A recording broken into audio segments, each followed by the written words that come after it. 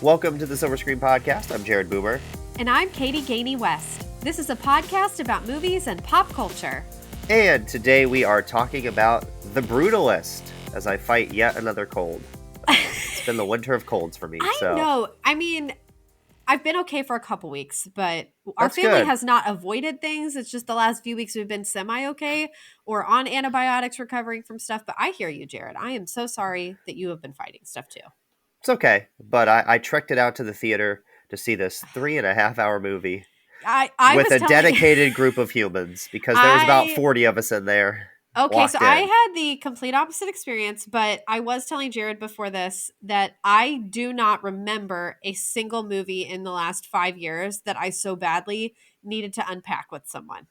Yeah, there's a lot to talk about in this movie. So Much. You're gonna tell us about your movie going experience a little bit later when we get Yes. to the discussion of the movie. So Yes. stay tuned for that. For sure. And we have one update. There has been a small but mighty demand for this podcast.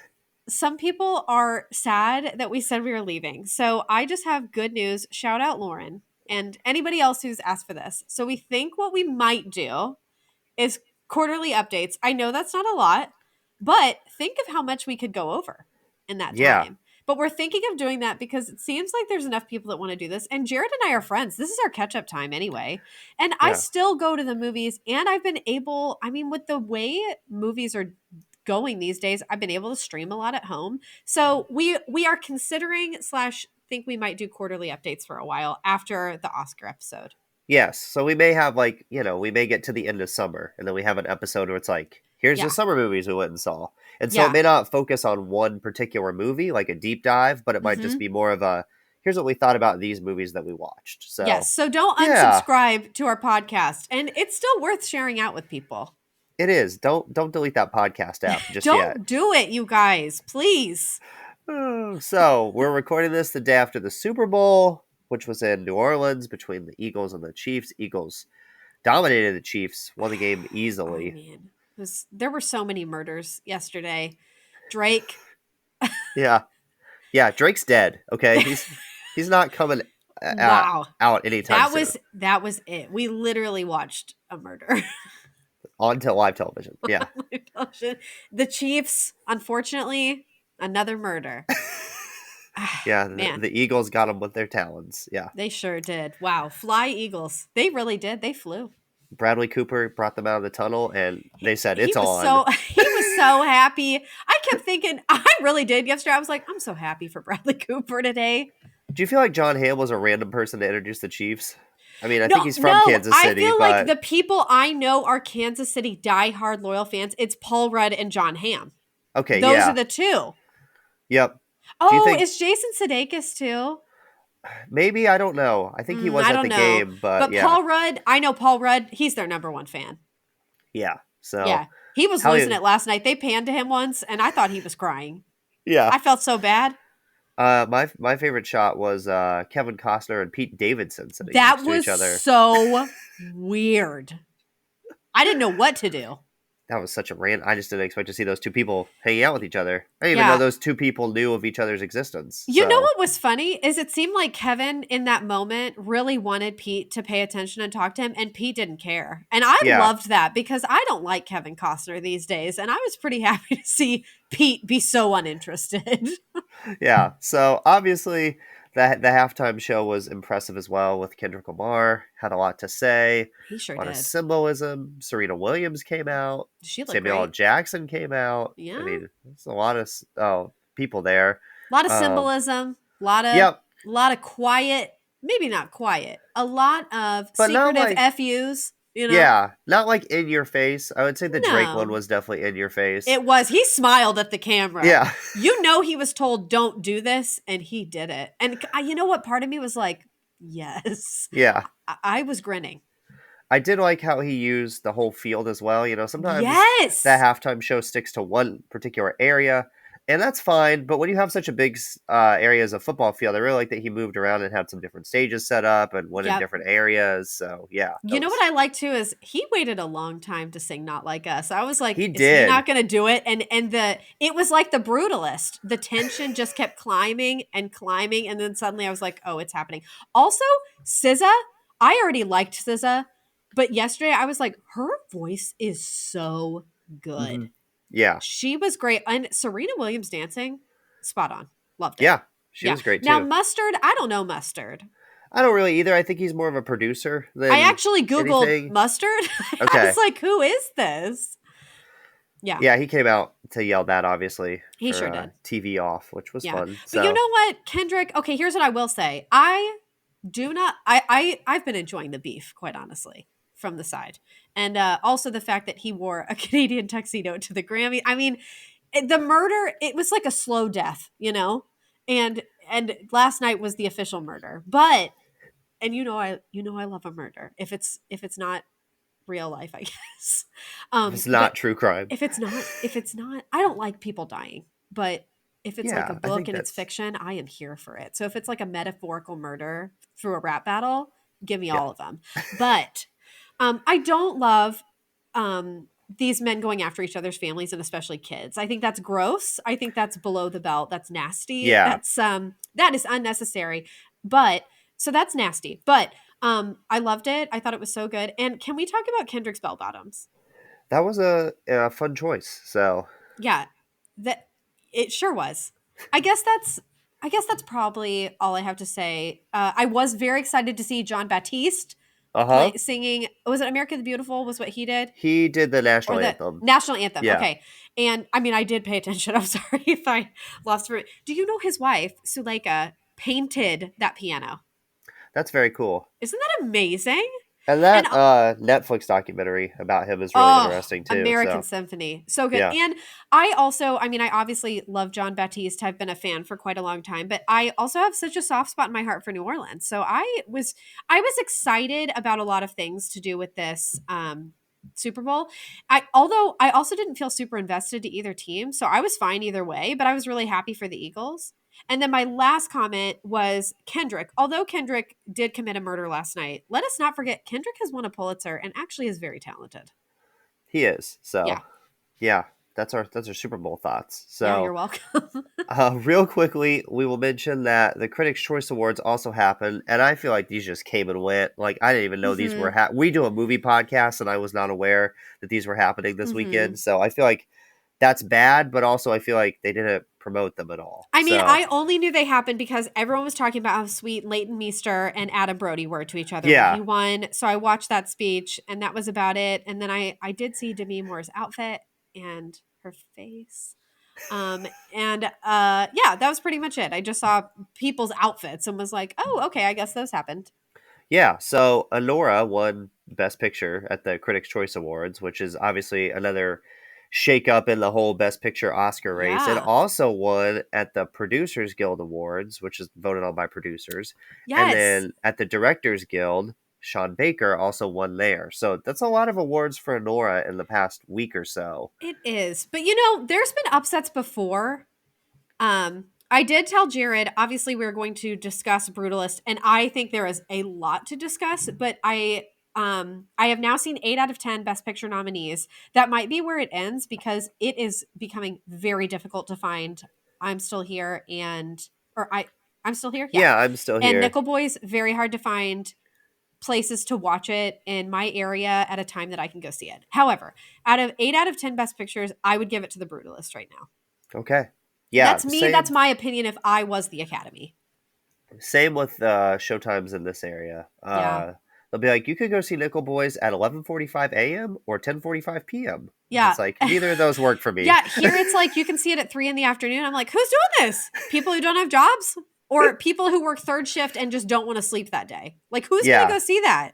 Or people like me who get off at like 1 o'clock. Oh, But well, that's true. But you're up at 4. usually, if I go to a movie in the afternoon, it's me and a bunch of old people. Yeah. Because that's who's available at that Yeah. time. So, So this is a perfect time. It's very quick. I fell for something on Letterboxd this week. Well, today actually.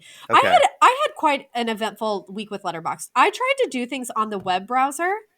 Like I was trying to I still have never successfully figured out how to add people.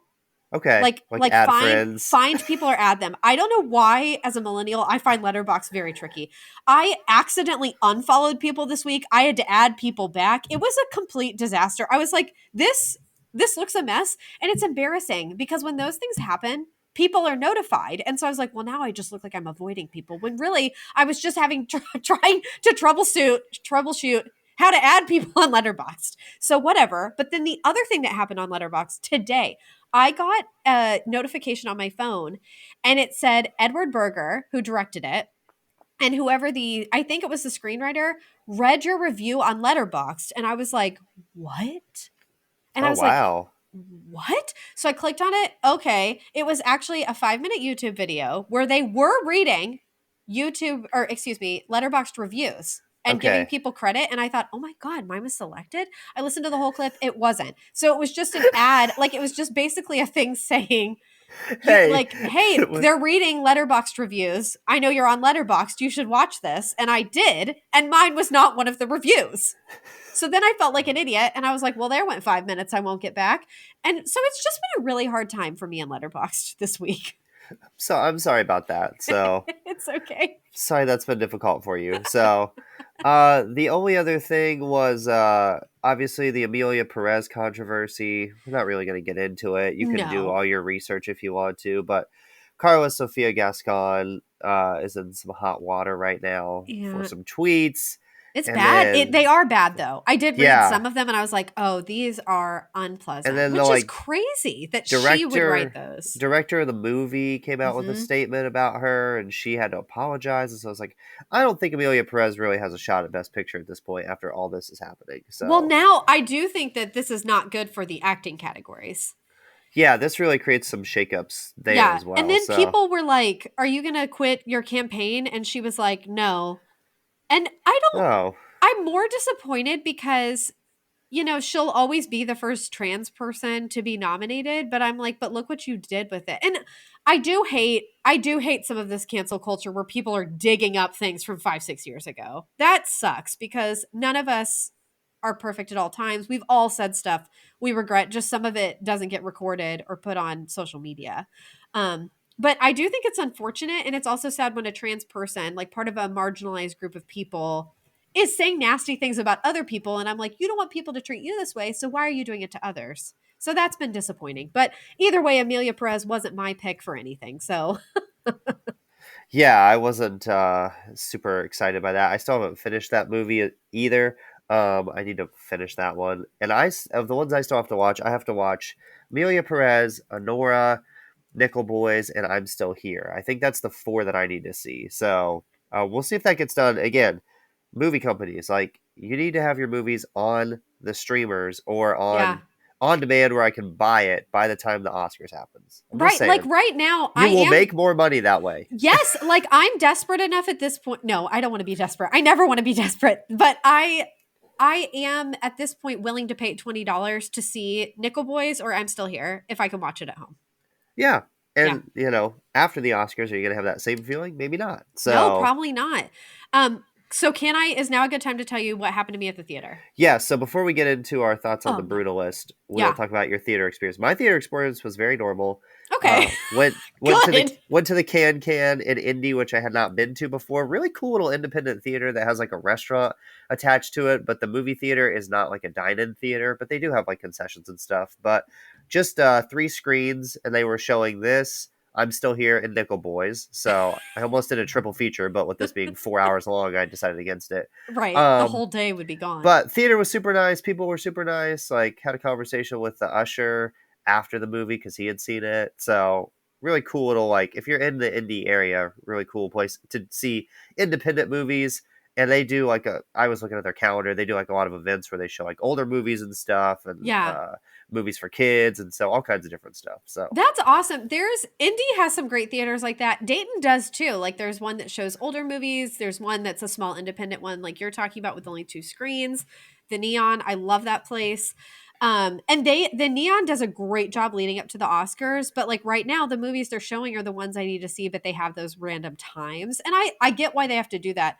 Another problem I noticed with The Brutalist is because it's so long, they're not able to show it as much. So they had to offer it. So this leads me perfectly into my story. I went to a theater in Dayton I've never been to before. It's in an area where I go all the time, but I'd never been to this theater. In okay, fact, I didn't even know this theater was there because it's kind of tucked back away from things.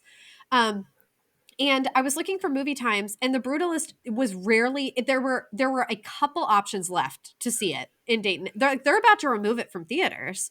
Yeah, And there was 2 theaters in this, and I had to drive yes. 45 minutes. There was no theater close to me that was Wow. showing it. So So I didn't want to drive 45 minutes, but the Neon, the one that's close, they had not great time options, and they only okay, had a couple days. Like, I would have had to move some other things in my life to go, and they don't have reclining seats. Like, it's a great little theater, but it's not a theater I'd want to sit and watch a 4-hour movie in.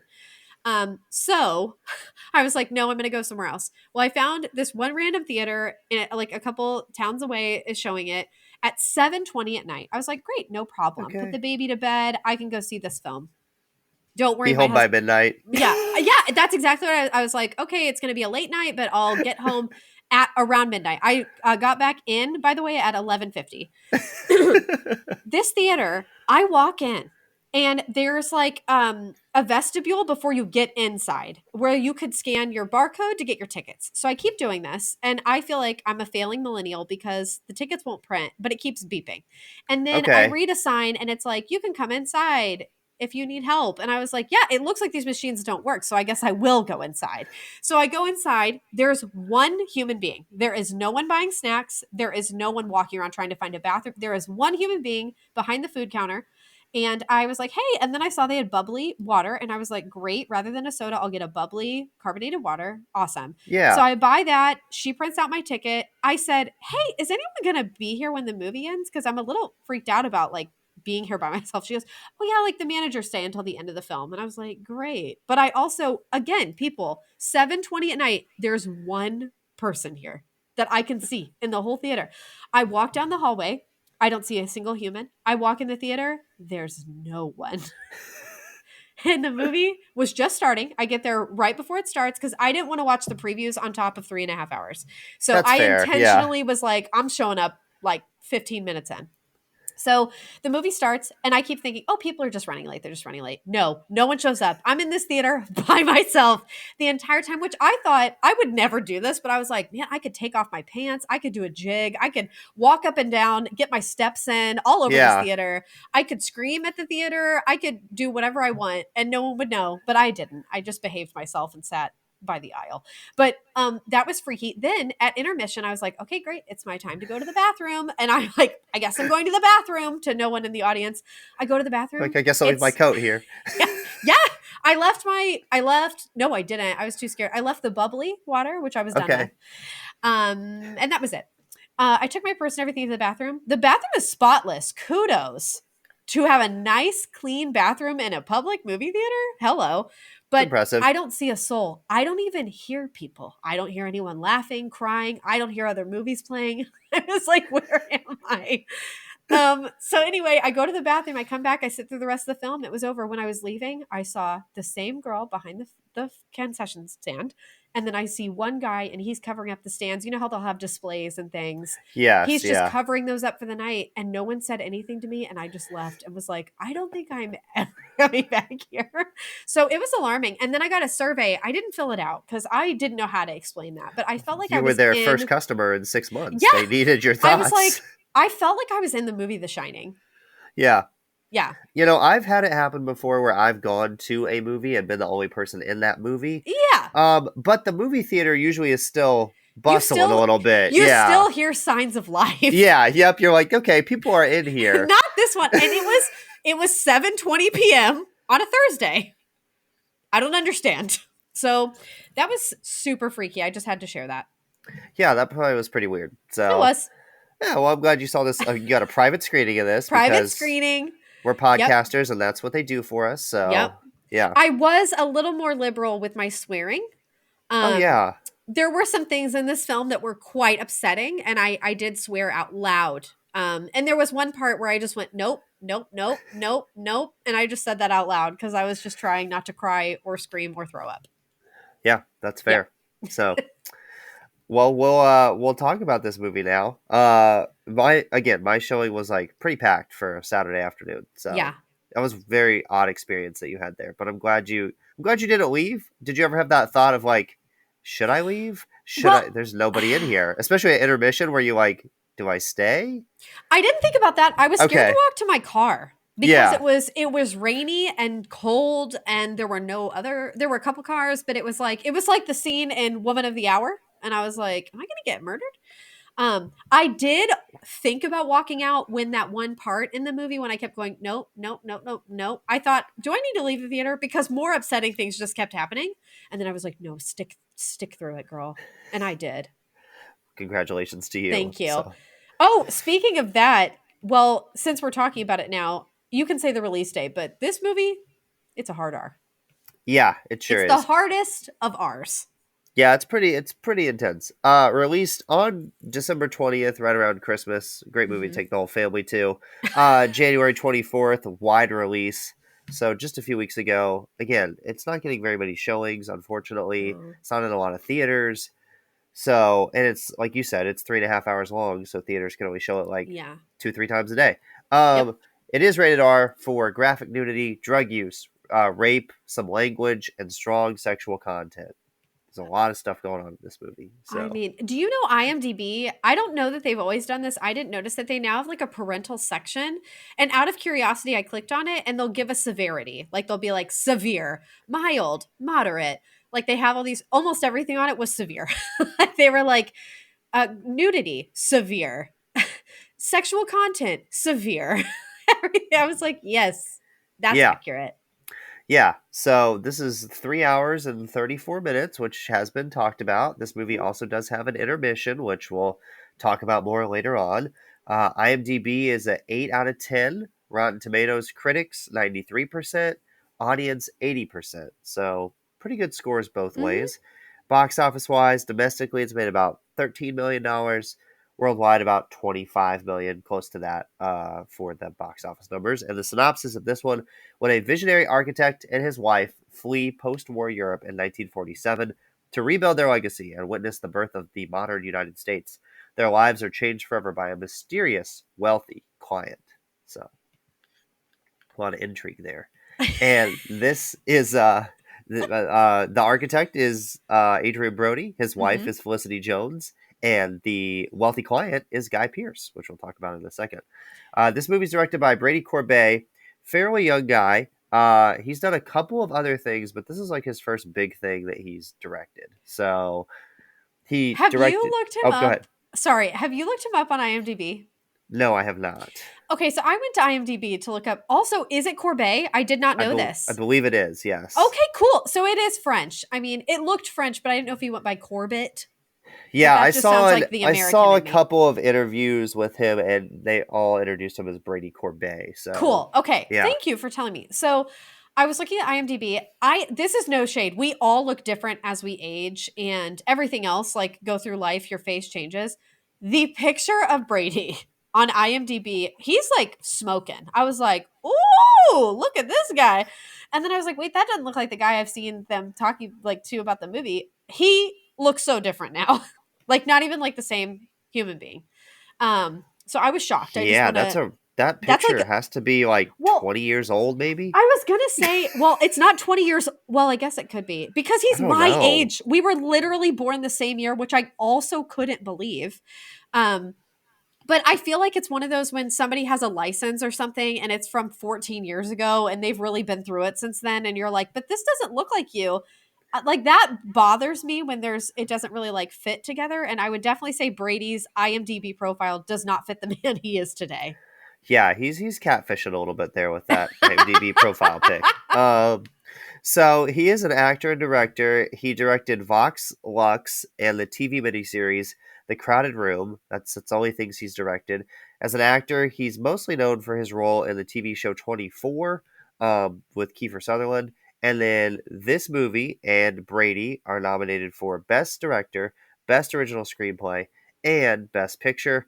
I think this movie got 10 Oscar I think nominations so. total. 10 So because it was Wicked and The Brutalist got 10. Amelia Perez got 13, which now has gone to waste.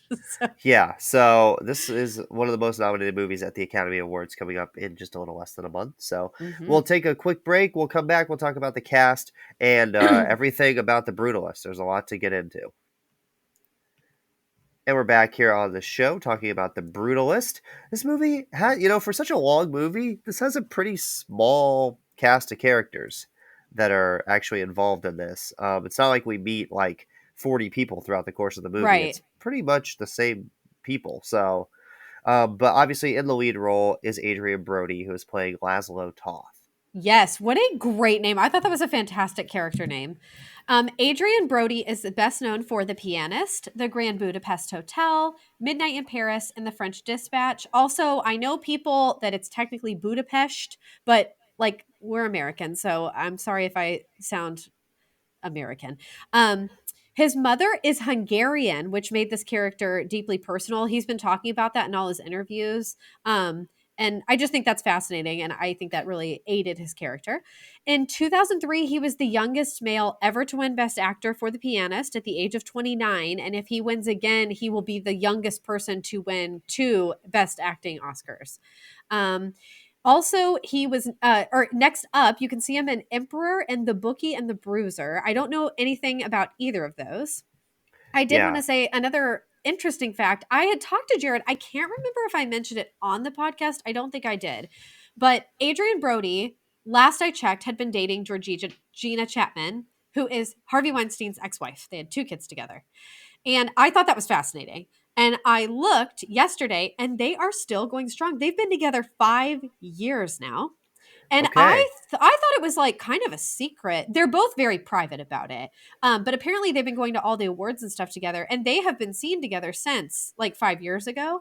But I just didn't know this was so like known, I guess, because I was worried people would unfairly treat her badly just because she had been married to Weinstein. But anyway, interesting. And I bet she'll be at the Oscars and they're still together. Yeah, and he is right now the Yes. odds-on favorite to win Best Actor. So So when I left, it's him and Chalamet it's are the him and top 2. Chalamet. Yeah, But listen, everyone, you know my love for Chalamet.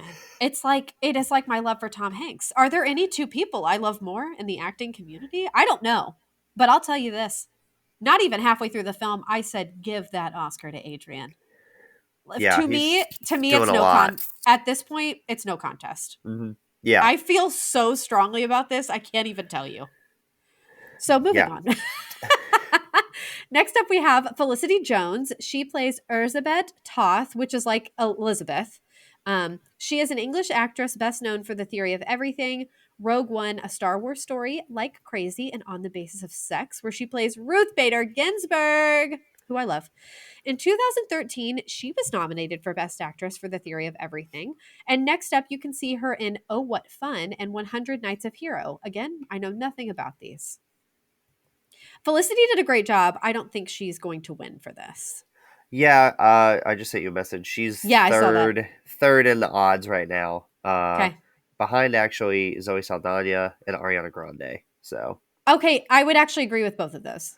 yeah, I Yeah. probably would too. Yeah. I would say the Ariana performance is a little more, I guess not impressive. I would say, but more work maybe than this performance was. I don't know. Yes, So Felicity did she's so good at actually believable emotional acting. Like you think what she says she's gone through in every film that I've seen her in, she's really gone through it. I totally believe her. And I think that's impressive. She's also very good at accents. I was amazed. Amazed. Jared, you don't say. yeah, Jared says Guy Pearce is second. Who was he behind? Kieran Oh, Culkin. Kieran. Dag Yeah, nabbit. Kieran's going to get that. You know Kieran's going to get that. yeah, I feel the one I'm really up in the air about is Best Actress. yeah. That one is kind of a toss up right now. Yeah. So So, interesting. yeah, Okay. Let me see here. Oh, next up we have Guy Pearce. Speaking of, he plays Harrison Lee Van Buren Sr. I have so many thoughts on this character. He is considered an English-born Australian. I had to look that up because I was like, isn't he Australian? And then I was like, but is he English?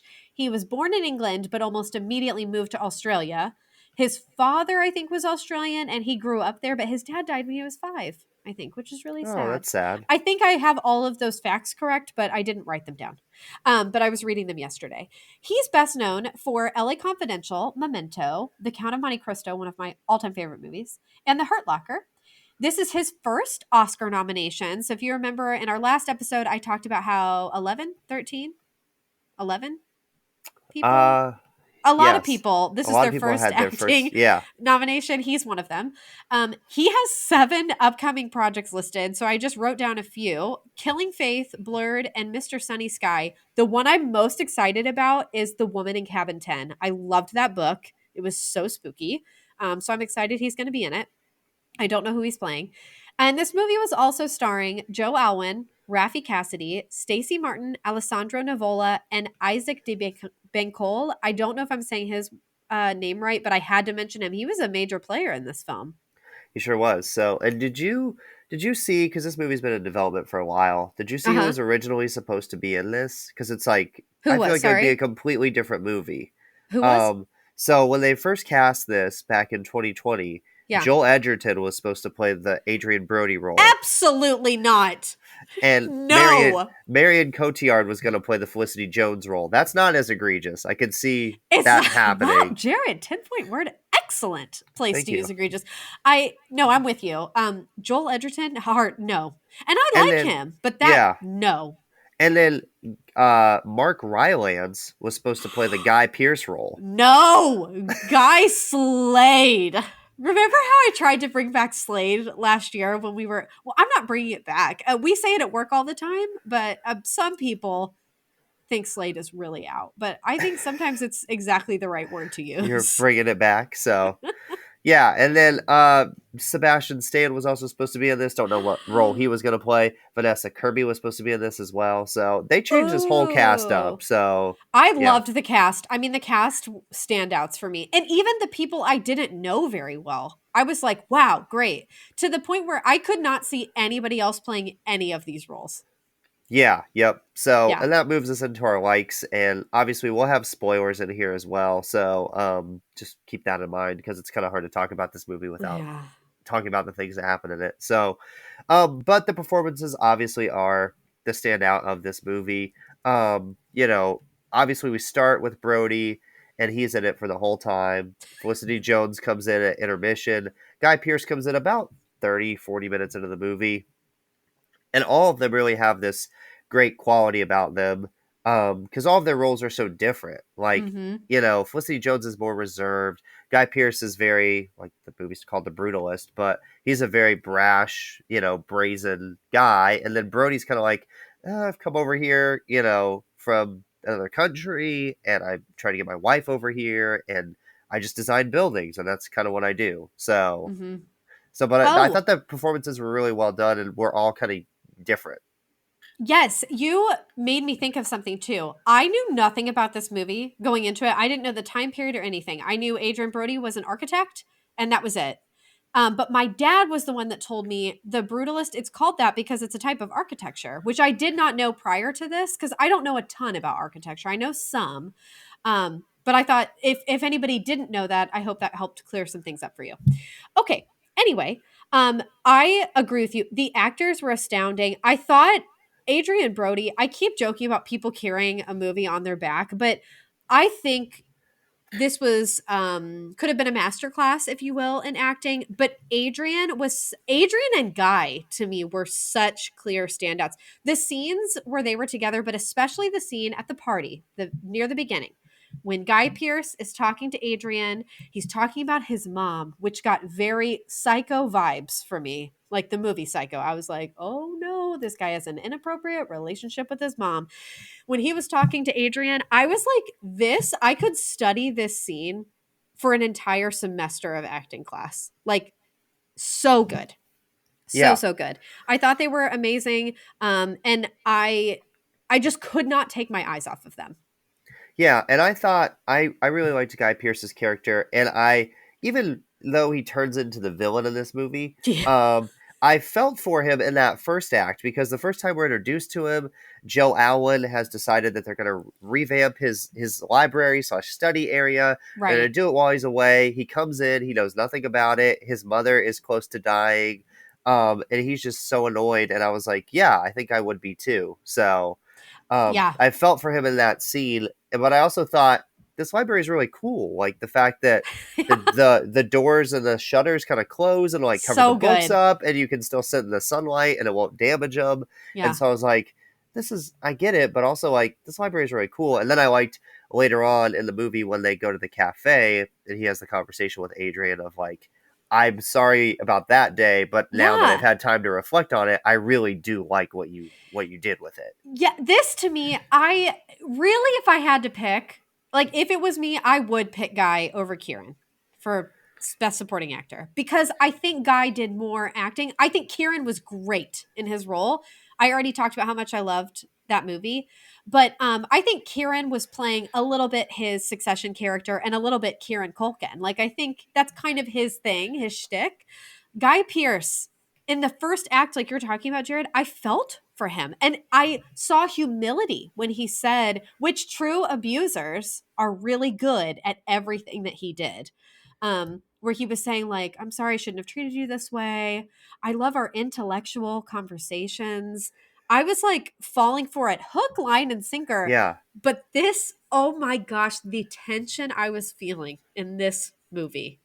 I I don't remember, there's going to be a lot of me saying this. I don't remember another movie that made me so uneasy. Like I just knew conflict was coming. I didn't know when it was going to happen and I didn't know who was going to start it. I knew Guy was part of it.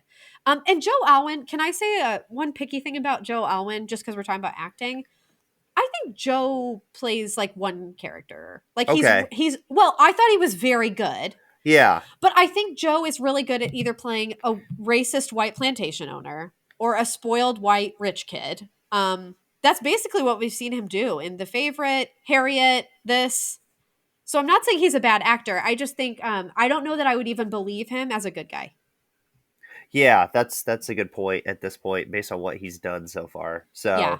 So, and now we'll kind of talk about the movie and the halves of it obviously. So, like the first half of this movie is really great. Like you see Adrian comes over to America. He gets with his cousin and he hangs out at his furniture shop for a little while and is like, I Mm-hmm. designed this chair. And then they get this call from Joe Allen and they're like, hey, we want you to work on this library.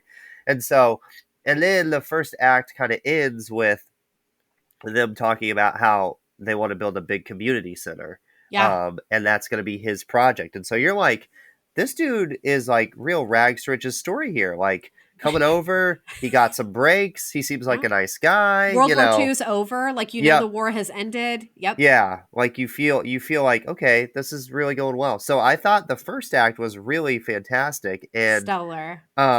I loved that too. It ended on a really big scene right before intermission, and then right after intermission started with another really big scene. So Yes, I thought the movie to me, everything about like the editing, the pacing, the tension building, the world building, the character development was spot on. I mean, really, this film amazed me in so many ways. There's a lot of things that upset me and disturbed me about this film, but like I cannot stop thinking about it. I have not stopped thinking about it since last Thursday. Every day I have spent time just kind of sitting, thinking about the plot and how well executed this movie was.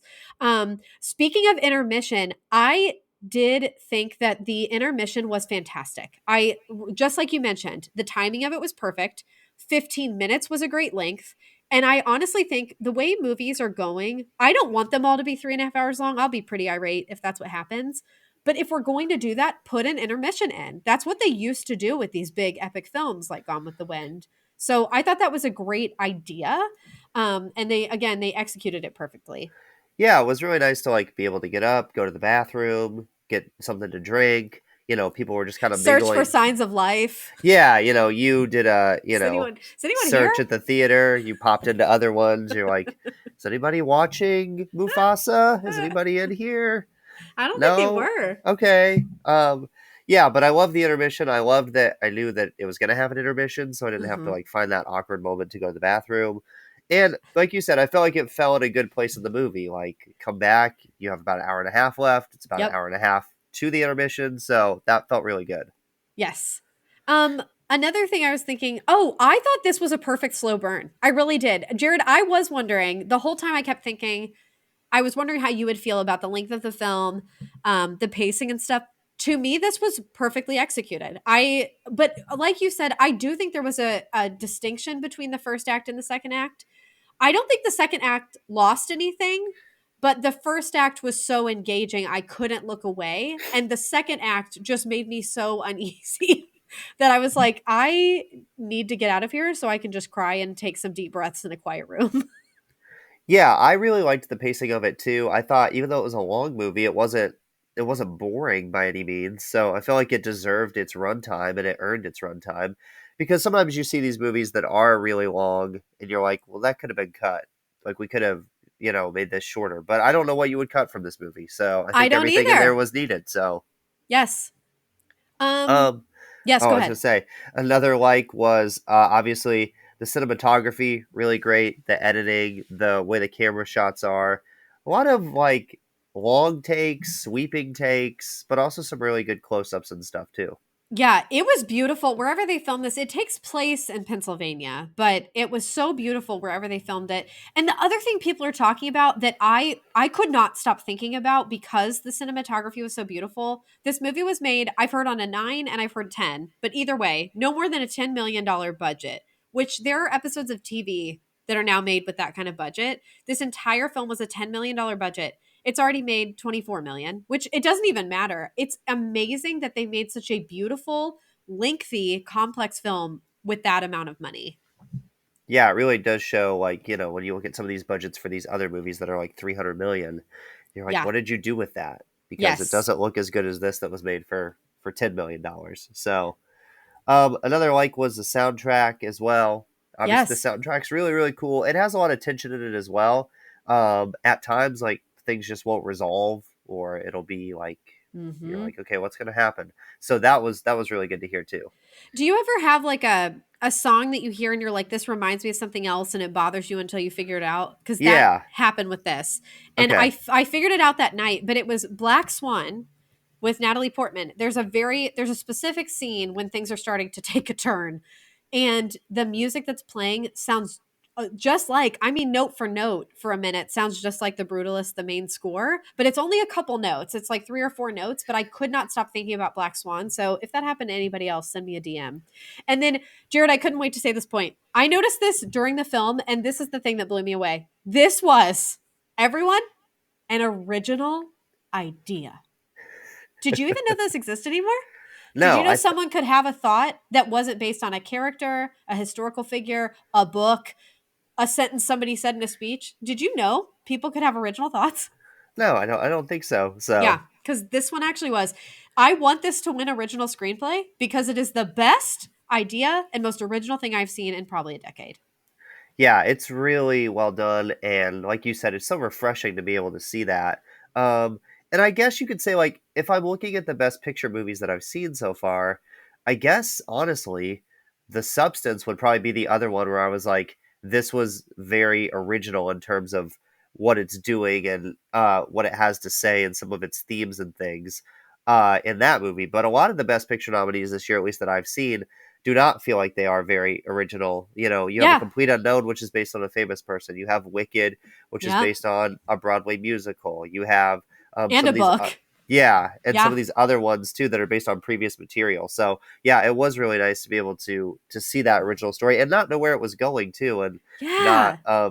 and be surprised by that. And this is something my last like I can think of. This is something I've definitely brought up before.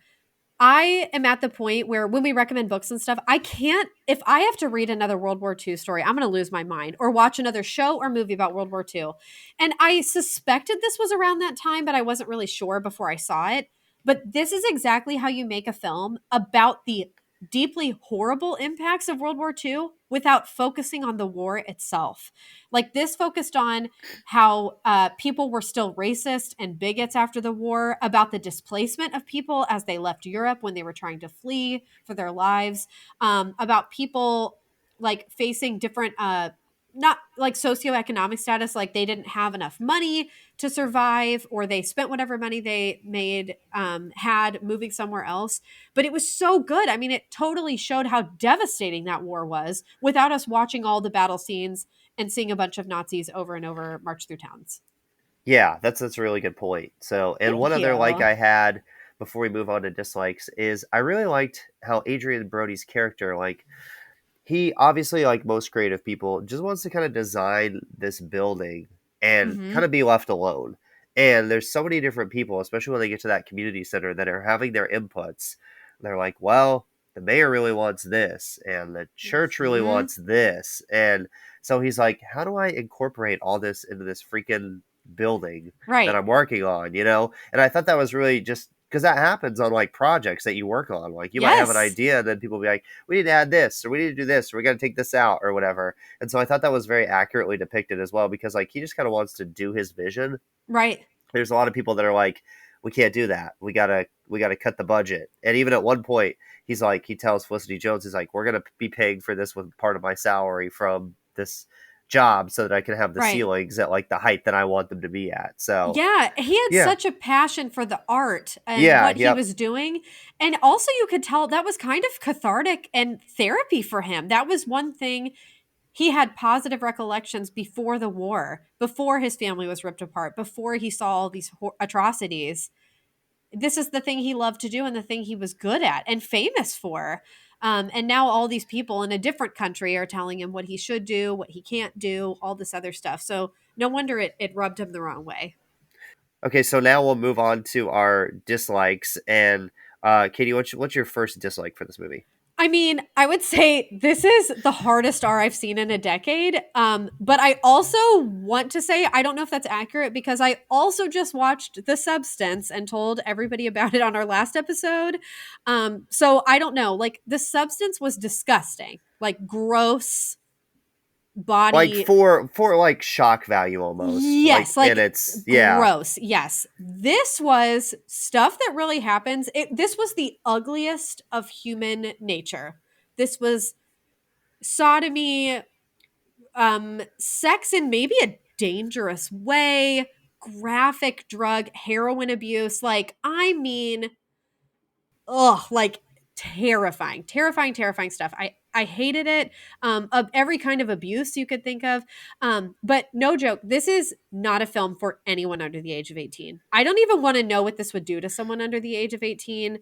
Um, wow. So I it doesn't alter my score a lot, but it's so intense. I can definitely tell you this will impact if I ever watch this film again because it was so difficult to get through. Yeah, I was having so like after it was over, I was having a conversation with somebody that was just sitting next to me in the theater, and he was like, I probably will watch this again, but it will be like at least 5, 10 years maybe before I do. And I was like, yeah, I Yeah. feel like the same way Yeah. because of like what you said. It's just such an intense movie and there's so much stuff happening. Especially with like sexual situations, Mhm. the rape, violence, drug abuse, all of that stuff. I will say the language, if there's one thing, the language is not It's not that horrific in this bad. movie. So No. No. if that offends you, then you won't be too offended by this movie. But No. you There know, all the was other stuff though. yes, there was a couple I don't even remember really bad language. There were racial epithets. There was definitely something about I think about a lesbian. There was something about black Yeah, there people, were a obviously. couple of F bombs in there as Yeah, but well. not So like yeah, yeah, not a not lot of crazy. swears. Yeah. Yeah, yep. And I think sex comes up a lot, but again, well, I'm not going to apologize for this. The sex stuff was hard for me because it's one thing that I'll tell you the stuff that was believable to me. A married couple who has just gone through a war and one of them has a physical disability to have a conversation about I've missed you or I know you've cheated on me or I know you've lusted for other people or I know you're scared to touch my body and be intimate with me again. I think that's a very real, believable, um not uncomfortable conversation. That whole thing I was like this is beautiful. Like it got a little weird, but that didn't really bother me. The semi BDSM pseudo suffocation situation was too much for me.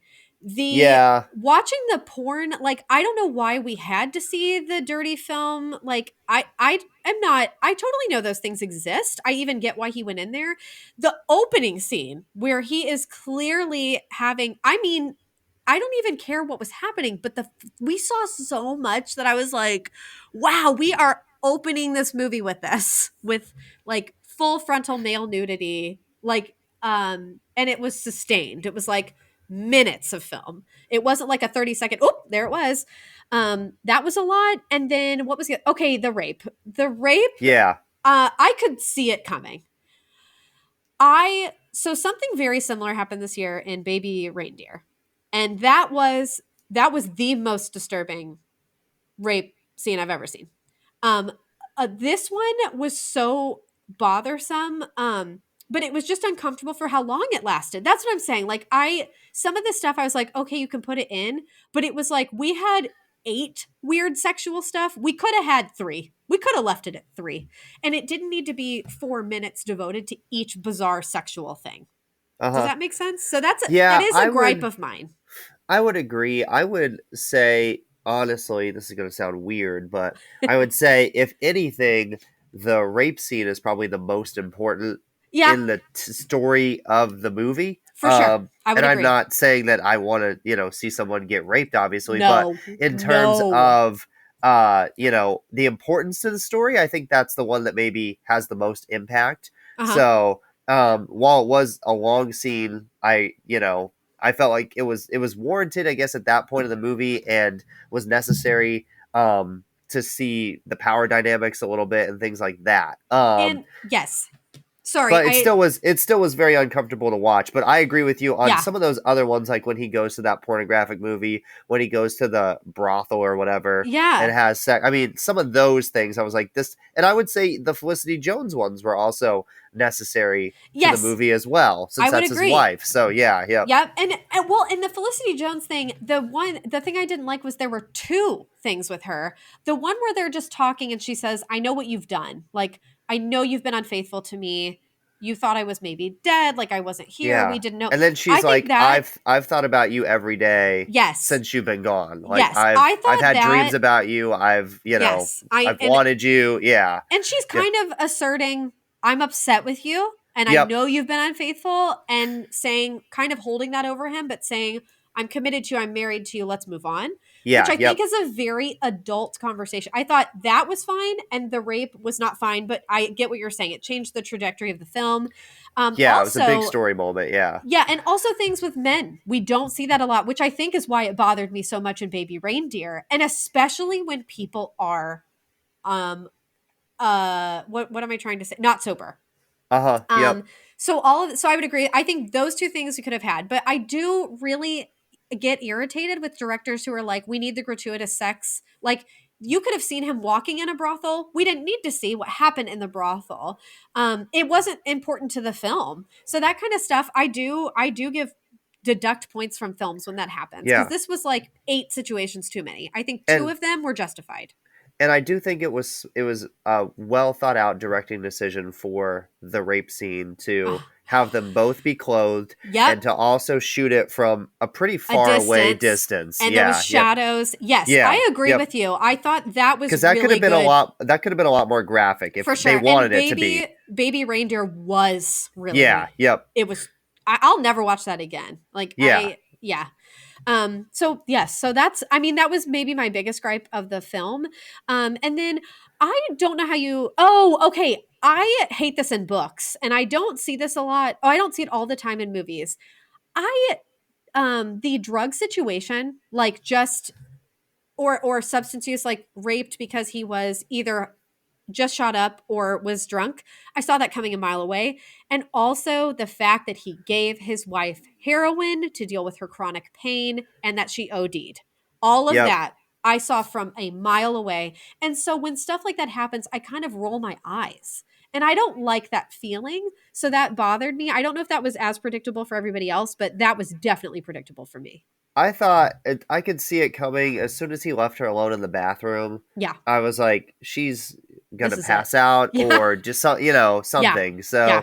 and then obviously running to the hospital, and she's okay Yeah, after which that was situation. surprising. I thought Yeah, she was I going to die. I was like, oh, they killed her. She's done. I thought she was too. Yeah. But yeah, you're right. That was a little predictable. And again, I think it obviously is part of Adrian Brody's character. Like, he's Hmm. under a lot of stress. Yeah. He's trying to use something to help with that. But Yep. Yeah, I agree. Like to give that to your wife who has a very serious medical condition and can't walk, it's Yeah. like, okay, bad things are gonna happen. Well, and I related to not shooting your spouse up with drugs.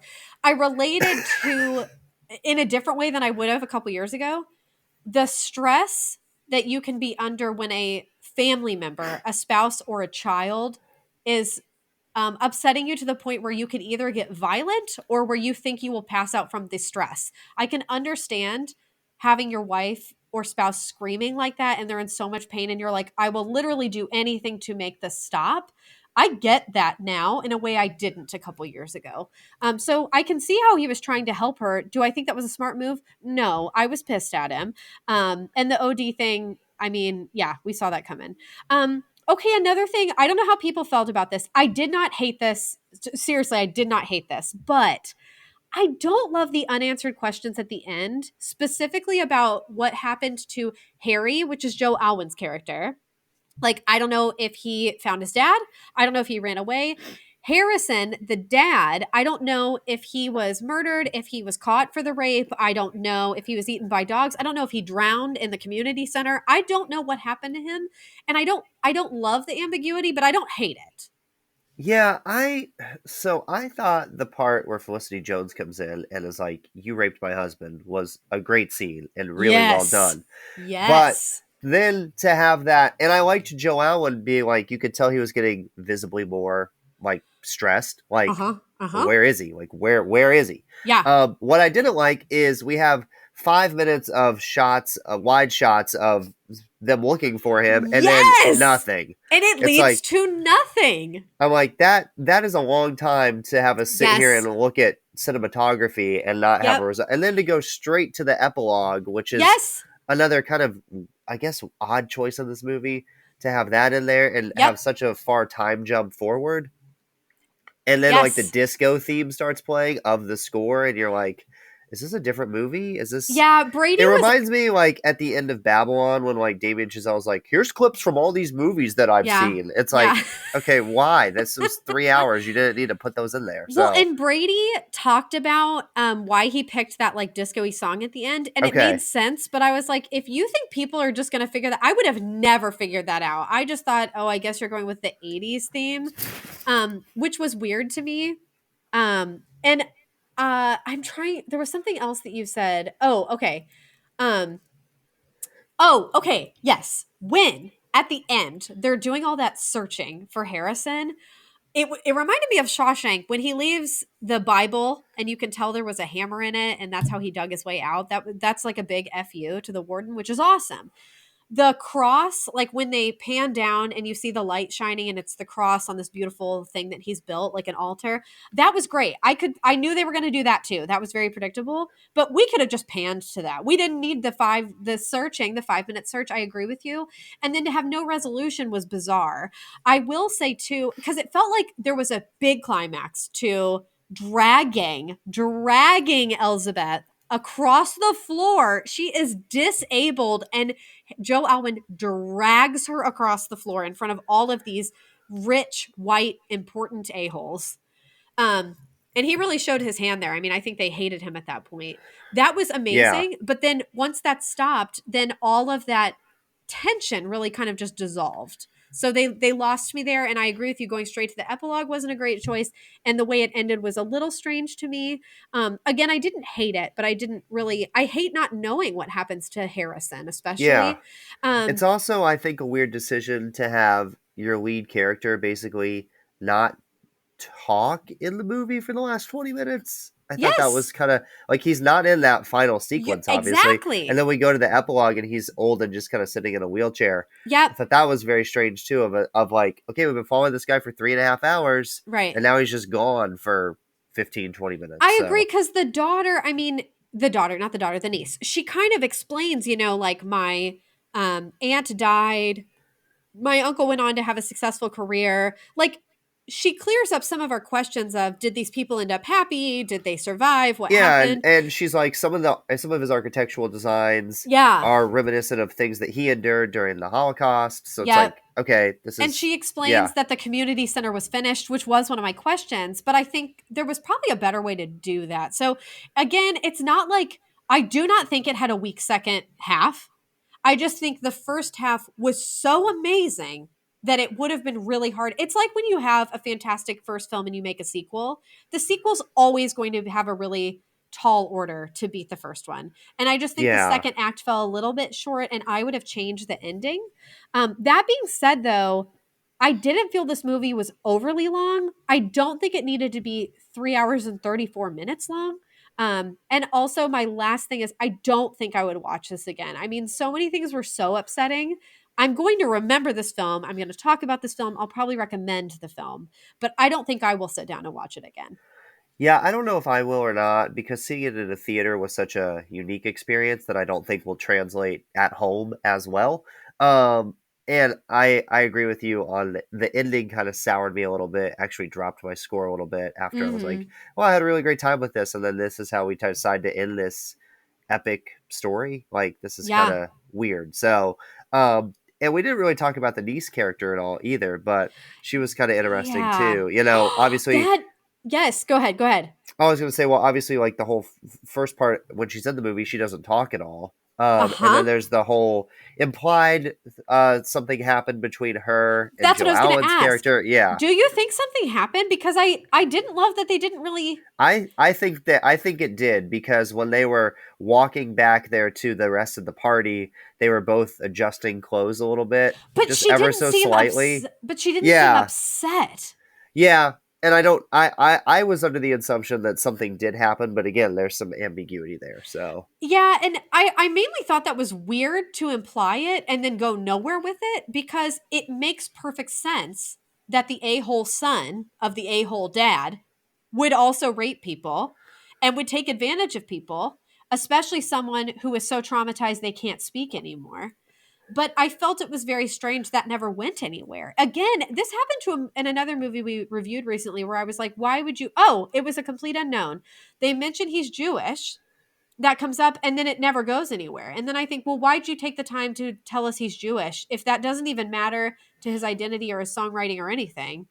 Why would you introduce that storyline? It's the same thing here. They led us to yeah, believe he maybe raped her, but then she's not upset. Nothing happens to the son. It just is a thing that was alluded to, and then nothing happened. it's kind of the same way with when they have the conversation with their parents, her and her husband, about, hey, we're going back to Jerusalem, like, Yes. you know, and she's Yes. pregnant, and that's another like kind of unresolved thing that happens Right. in the movie too. So yeah, a couple things that were unresolved throughout the course of Mm-hmm. the movie that I again, I'm not gonna dock it a ton of points for that, but Same. Same. with such a long movie, you would like to see more resolution, I think. So Yep.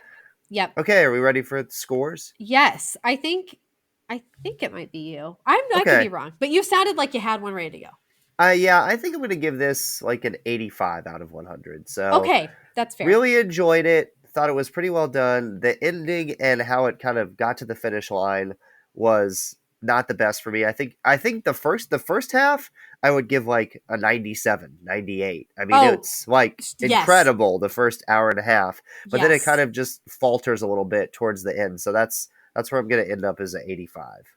Okay, excellent. I am going a little higher. I'm going 91. I Okay. agree with you. Like, if we scored just the first half of the film, probably a 98 for me. Yeah, Um yep. so good, which is even higher than I scored Dune Part 2. I gave that 97. But this film, ultimately, I thought it was fantastic. I think it deserves every award it's nominated for. Like, I think all of the nominations are accurate. It's the most original idea I've seen in a decade. The acting was far superior to most things I've seen in the last year.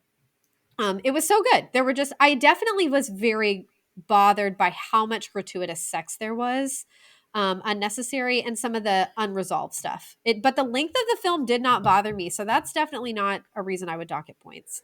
Yeah, 91 for me. Very nice. So you can follow the Silver Screen Podcast on social media at Podcast Silver. Find us there. Of course, rate and review wherever you listen to episodes. That definitely helps us out. We're both on Letterboxd. Katie's reviews sometimes get chosen for YouTube videos with the director of Conclave. Yeah, and I might add you. I might delete you one day and add you right back within the same minute. You just never know. But if that happened this week to any of my Letterboxd friends, I only have several, but that was why. So we'll put those in the show description too, so you can follow us on Letterboxd if you would like. So in our next episode will probably be a recap of the Oscars coming up in just a few weeks. So I know. I was wondering if we're going to do something. I do have a schedule, Jared. I wrote down everything I want to watch before the Oscars and how many nights I have free to watch them. So I'm going to see what I can get through. Okay. So we might not have an episode until then, people. Stay tuned. We might sneak one in. Who knows? But very excited to review the Oscars. It is my favorite episode to do with Jared every year. Yeah, it should be fun, and those are coming up right at the beginning of March. So if we don't have an episode before then, that'll be our next one. And like Katie said, if we do something, you'll see it on the feed. So until next time, we'd like to thank the Academy.